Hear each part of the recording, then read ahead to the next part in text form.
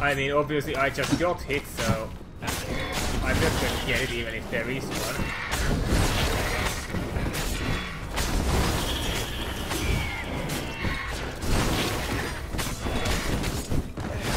I just got hit, didn't I? Wow! That hurt!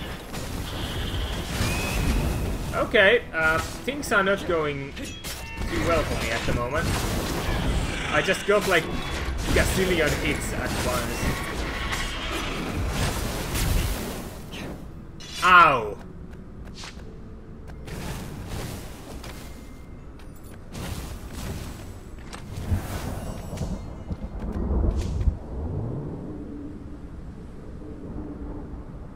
Besides, doesn't the Iblis Stone require blood sacrifice too?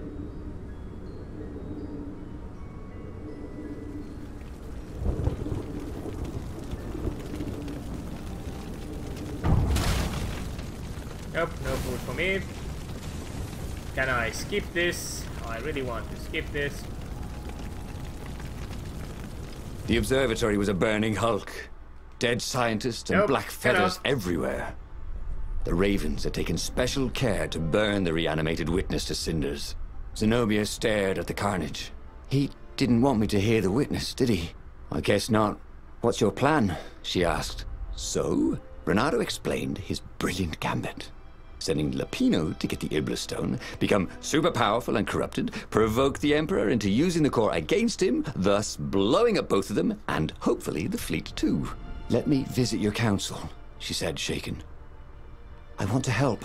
Could he really trust her? Yes. We can. Yes. He'd done it.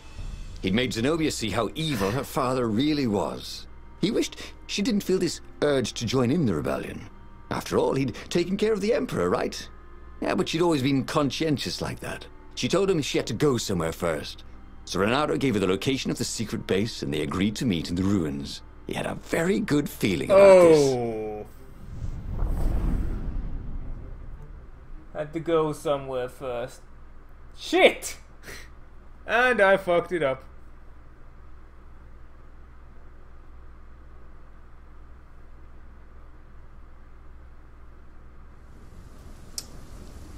What had Zenobia gone off to do?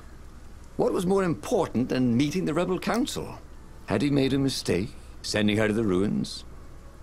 No. He knew they could trust each other. He could trust her because she never broke her word. And she could trust him because she could see right through him. Well, she'd probably be there well before him. She at least didn't have to fight her way through rainstorms of ravens.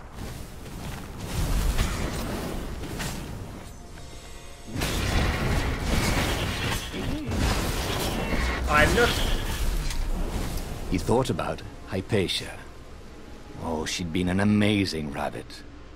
She could talk to him about comics, and talk to her son about history and battles, and talk to scholars about the ancient tomes hidden deep in the vaults of the Library of Ubar. Oh, Renato really missed her. I'm not too happy.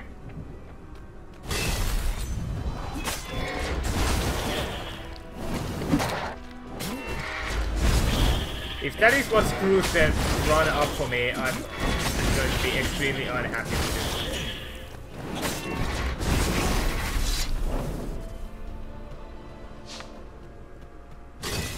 Fruit healing? Well, it was the latest fad, but it seemed to work.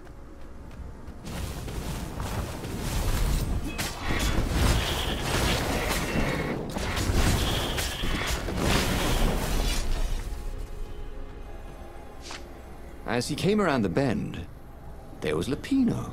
Well, unconscious on the side of the path. And Renato could smell a familiar, sweet, smoky scent. Who? Zenobia. It had to be. She never used a combat spell when she could use drowsy gas. That meant she had the Iblis Stone. What would it do to her? She hated her father now. She'd kill him for sure. The council wouldn't mind if she killed the Emperor, but murdering her father would destroy her. He had to get to whatever ledge she was on and talk her down from it.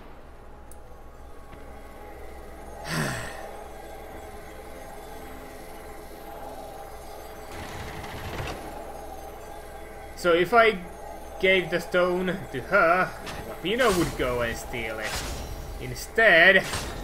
Hey, how do you tell if someone's far away or just really small?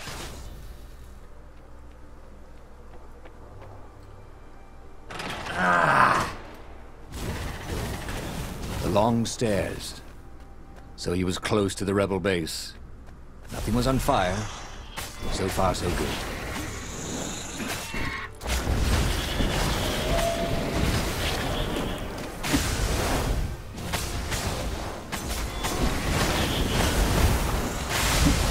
I pick you!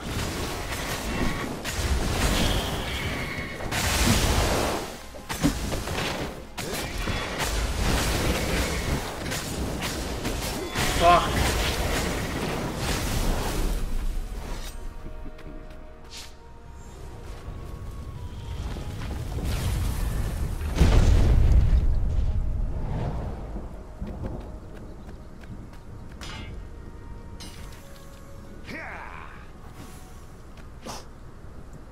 Wait.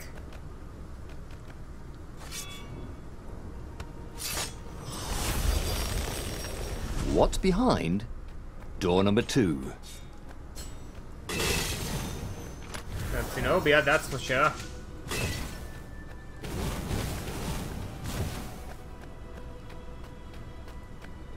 I really have to no, I can't even go back. Well... Fucked up. Again.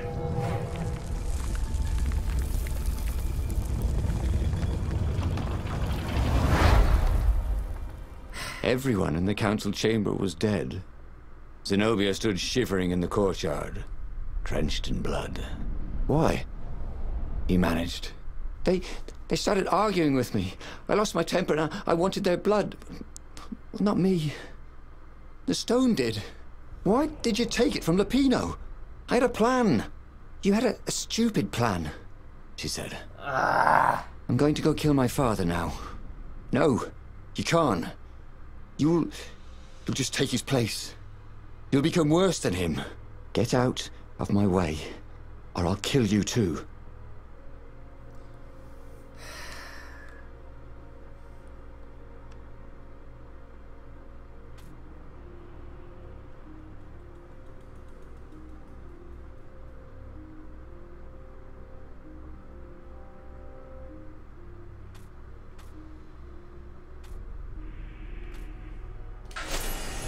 You won't kill me, he said. And I won't let you kill the Emperor. Enraged, she raised the sword. You hate him too? He could sense the Iblis stone, yearning for his death. But she didn't strike. If you kill him, it'll destroy you. I know you. Shut up! She shouted, her sword trembling. I won't lose you again. Not for anything. Get away from me, he said, and he was very close. I can't lose you again. And he was in reach of her sword now. I hate him! I hate you too! I love you, he said for the very first time. And then she was weeping. He was holding her. The sword had dropped from her hand. He glanced at the Iblis stone. It was no longer the black of the void. It looked like coal. No. It glowed. How like the a hell cinder. How the hell does that Crackling, stone work? burning, crumbling into ashes. You've always loved me, haven't you? She said. She was weak. The stone had taken so much from her. Always, he said. She staggered as he helped her up. Let me take you away. Where? The island of Avalon. The sisters will heal you. He'll follow us. Then we need the Farfarer, the fastest ship in the Empire. Okay. Is Lapino going to be there to shoot me in the fucking face?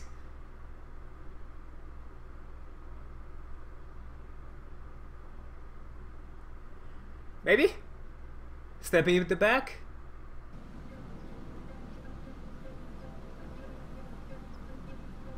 The Empire had seized his ship. They'd have to take it back.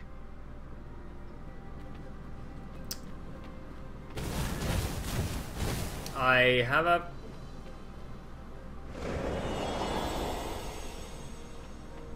I don't have too good feeling about this one. I'll just have a dash, thought Renato.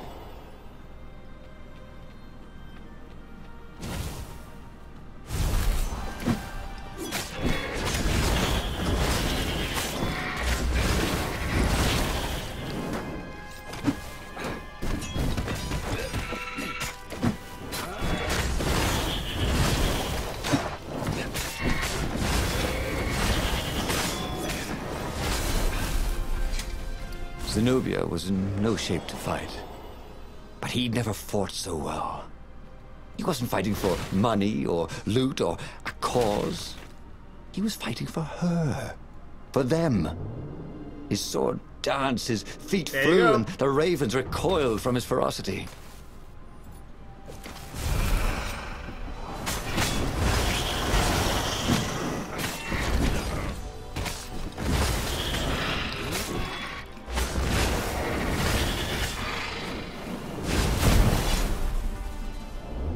Off we go. Can't wait to see Building how... these platforms was so expensive, they'd run out of budget for guardrails.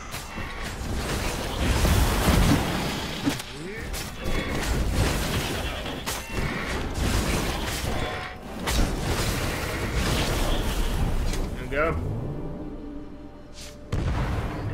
Why do I have a feeling that this one is going to go horribly wrong with just fuck everything? Because Lapino is There it still alive. was. His beautiful skycraft, the Farfarer. They would fare very far indeed. Beyond the Empire, beyond the reach of the Empire, to the mystical island of Avalon. He didn't know exactly where it was, but he knew he could find it. And they would find peace there. Second star on the right, and straight on till morning, laughed Zenobia. And they laughed together for the first time in a long time. Except that Lapino is going to be there to freaking probably chop my head off with an axe, because that's something he have not done yet. Stabbed me in the back, shot me in the back. So yeah, an axe.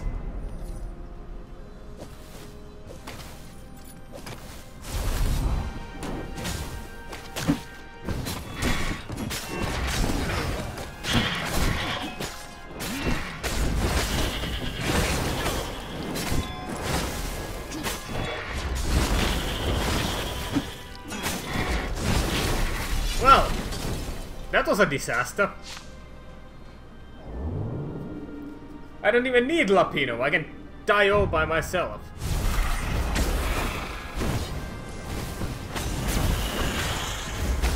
Oh, now you smell even worse.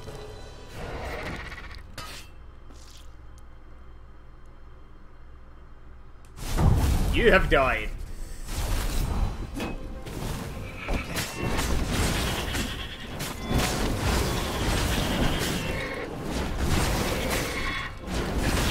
What was that, like my second non-scripted death? I'd say. I had it a long time coming.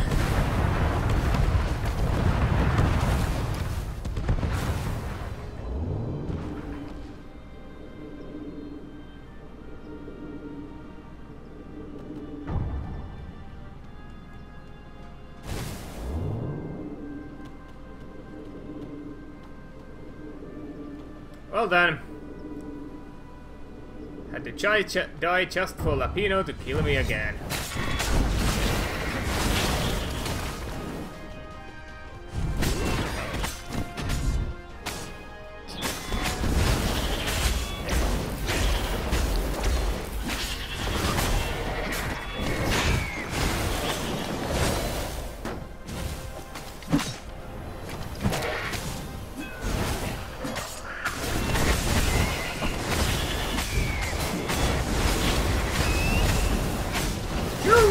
Ow.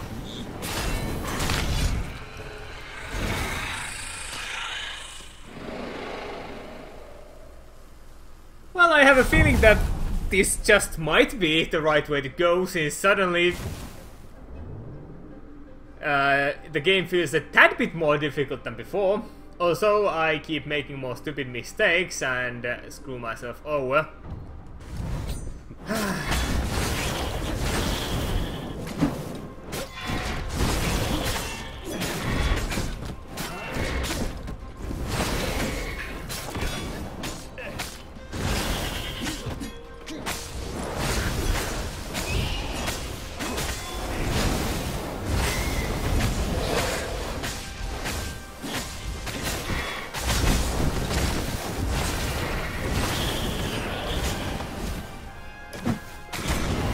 on!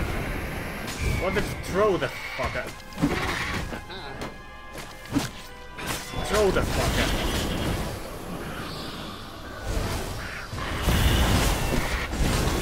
Well now.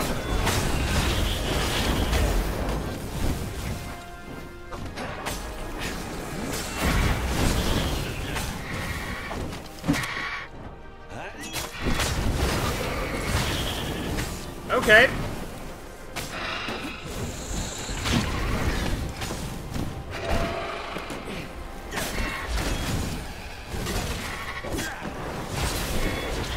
Give me that shit.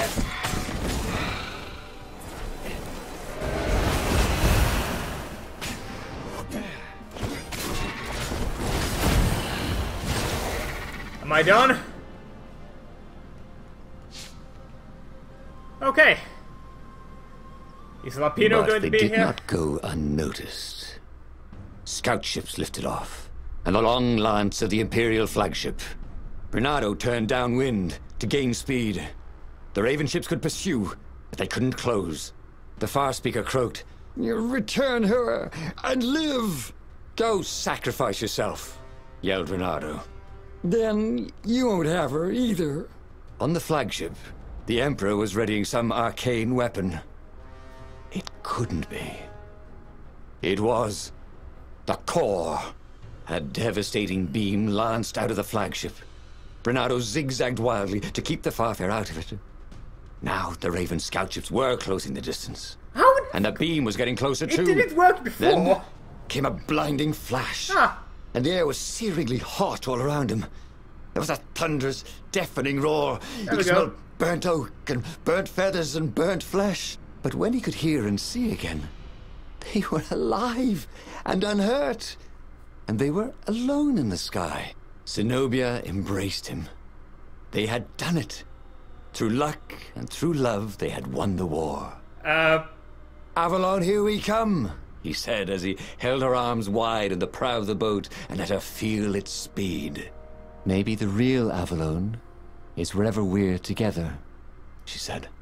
And so, after a bit of an argument, Bernardo and Zenobia went to one of the two Avalons. The one shrouded in mists. Or the one in their hearts. But which one they went to, I'll never tell. Well, you're an asshole. He'd done it. He'd forged his own destiny. Well, he hadn't actually done it. But he knew what he would do. Bernardo smiled at the book. He practically wanted to kiss it. The kid's sacrifice hadn't been in vain. He'd saved the book and saved the world. Bernardo owed him and his mother so much. Not to mention, Bernardo he scored a lowered chick. the mainsail and let the Farfarer shoot forward in the breeze. Second star to the right, and straight on till morning. This time, he would win. Whew.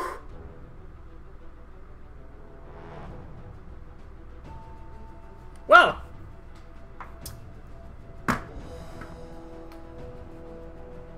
Created by Spearhead Games. Matthew Bissonette, Malik Bukivra, Geisha Chauvin, Keith Ebanks, Maximilian Forbert, Emily Fair, Jonathan Jenin, Atul Mehra, Jan Mongrain, and other people whose names I will end up butchering if I try to pronounce them. I'm going to skip the credits. Like it's, you know, like I usually try to do nowadays. I like this game. I really did. Yeah, I'll do that on my own some other time. Yeah, it was good. It wasn't Or, well, yeah.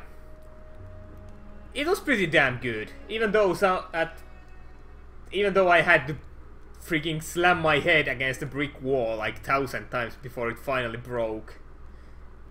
Even though I technically knew what to do, I couldn't do it because I hadn't found the right way to do it, so I can only blame myself. It was a good one. And I'm not going to find all the other paths and record it. As said, I might do it on my own or in a stream. Besides, if I did a 100% playthrough, there would be no reason for some people to get this game and support the devs.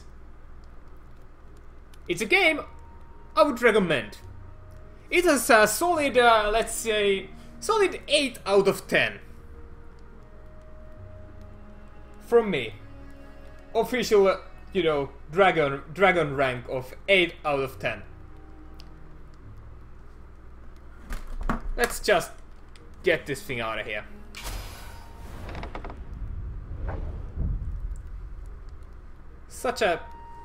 It was interesting, and it was good, and I still am missing something. Some truths. But I liked it. So, I hope you enjoyed watching, and if you did, and you haven't yet, make sure to subscribe. There's a lot more games to come, because I'm not going to quit anytime soon. You could say that there are going to be a whole lot of truths in my channel. But until next time, goodbye, Dragon out.